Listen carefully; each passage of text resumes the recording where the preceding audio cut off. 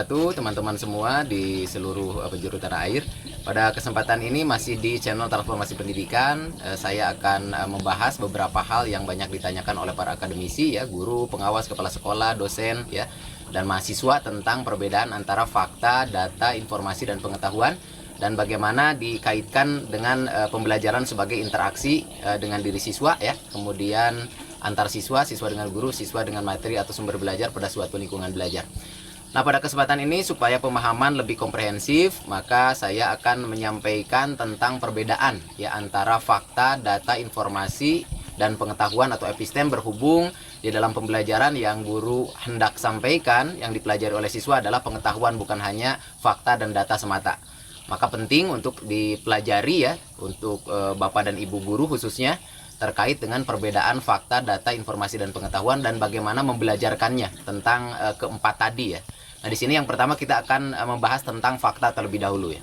Fakta adalah sesuatu yang benar-benar terjadi, dapat didemonstrasikan kapan saja, kemudian dapat diobservasi, dapat diamati, ya, teman-teman.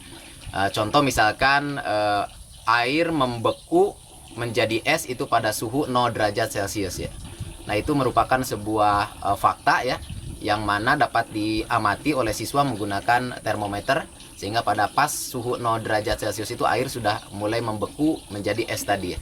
Dan ini merupakan fakta yang dapat diamati, ya. Dengan demikian maka dalam pembelajaran, ketika fakta itu merupakan sesuatu yang hendak dipelajari oleh siswa, maka dibiasakan siswa untuk mengamati, melakukan observasi, ya, tentang sesuatu, sehingga fakta-fakta dapat digali dan dapat ditemukan oleh siswa terkait dengan lingkungan alam ini yang disebut dengan ayat-ayat kauniyah, ya, teman-teman.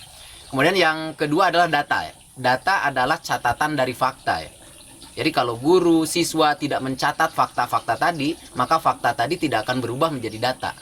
Dengan demikian dalam pembelajaran, supaya fakta yang terobservasi oleh siswa kemudian menjadi data, maka diajak siswa untuk selalu mencatat, ya, fakta-fakta yang teridentifikasi selama pembelajaran berlangsung.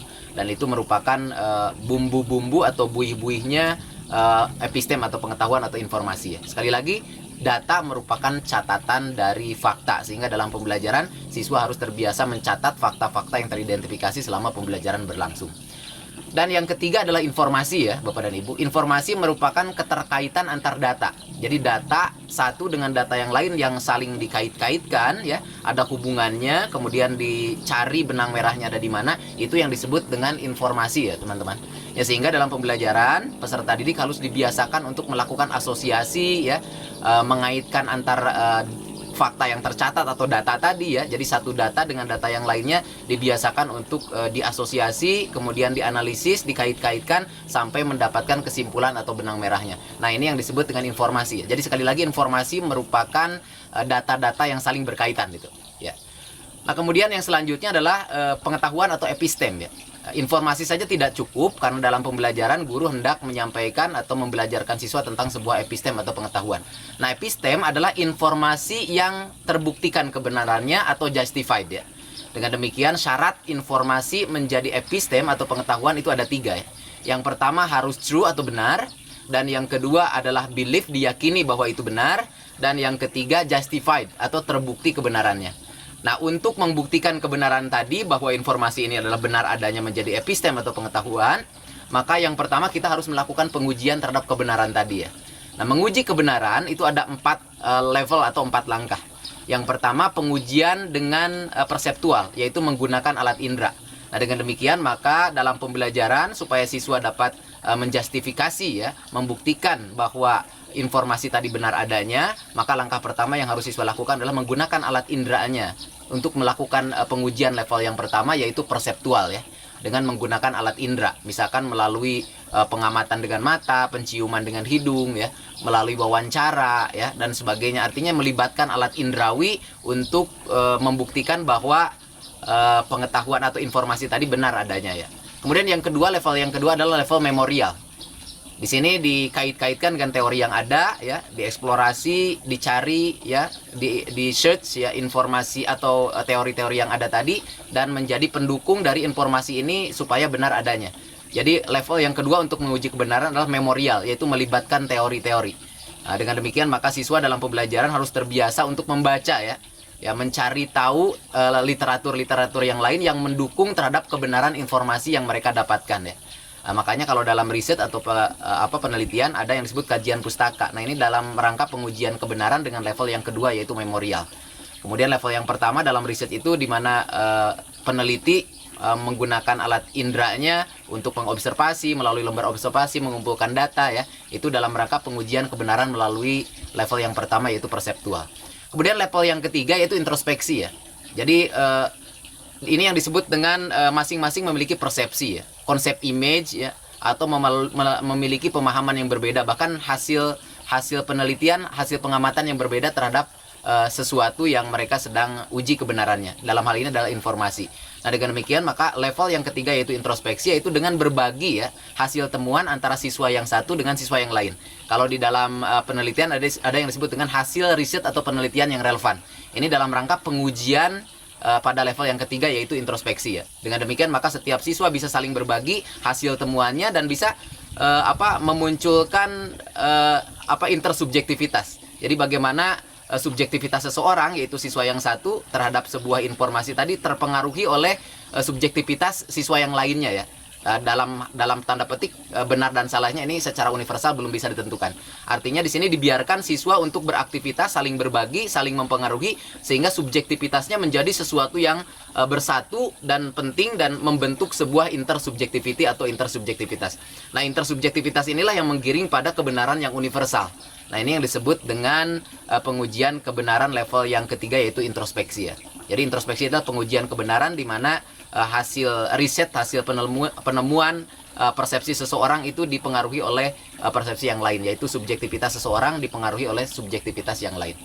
Nah, kemudian setelah selesai level 1 sampai level 3 barulah seseorang bisa melakukan a priori belief ya, menyampaikan sesuatu yang dianggap benar versi dirinya yang sudah melalui 3 level tadi, bahkan sudah membentuk intersubjektivitas. Ini menggiring pada kebenaran universal. Harapannya setelah ini disampaikan pada khalayak, maka a priori belief yang disampaikan oleh seseorang menjadi pengetahuan atau epistem ya. Jadi epistem adalah informasi yang terjustifikasi kebenarannya melalui level 1 sampai level 4 pengujian kebenaran tadi. Nah, dengan demikian maka dibiasakan ya dalam pembelajaran untuk siswa saling berbagi ya, saling mempengaruhi ya. Tidak masalah ada perbedaan, tetapi nanti akan muncul intersubjektivitas yang menggiring pada kebenaran yang sifatnya universal. Kemudian di terakhir ya, siswa diajak untuk memaparkan temuannya tadi yang merupakan a priori belief-nya masing-masing ya. Nah, jadi Bapak dan Ibu disadari atau tidak, ketika kita belajar antara fakta, data, informasi, dan pengetahuan ya, dengan penjelasan dan pemaparan tadi, maka sebenarnya dalam pembelajaran yang pertama kali dilakukan adalah siswa diajak untuk melakukan observasi tentang ayat-ayat kauniyah ya, yaitu lingkungan alam, kemudian didapatkan sesuatu yang bisa diamati oleh dia, selalu dicatat ya. Setelah dicatat, maka selanjutnya dia mencari literatur-literatur pendukung yang menguatkan dari data yang dia punya ya.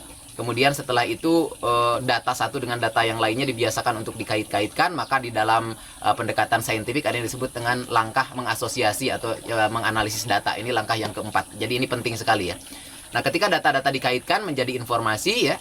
Nah, di dalam informasi ini tadi pengujian kebenarannya diantaranya diajak siswa untuk mengamati lagi ya, mengamati ulang atau mengamati hal yang lain yang menjadi pendukung terhadap kebenaran dari apa yang ditemukan tadi.